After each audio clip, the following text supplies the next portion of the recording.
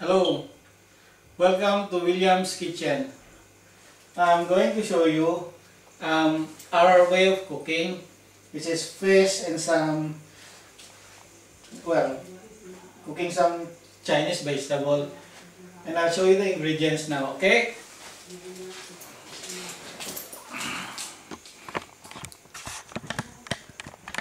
Right, hold on. Okay, as you can see, there's the fish. I stuff it with chopped onions and tomato. Well, while I'm doing it, I'm having a glass of beer. Beck's.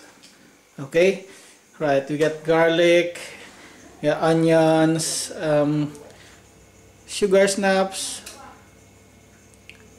onion spring, pork belly, chopped to pieces, Chinese cabbage, broccoli, pak choy, that's Asian vegetable, and as I made this myself earlier. It's pork crackling, pork belly. I just boiled it and fried it.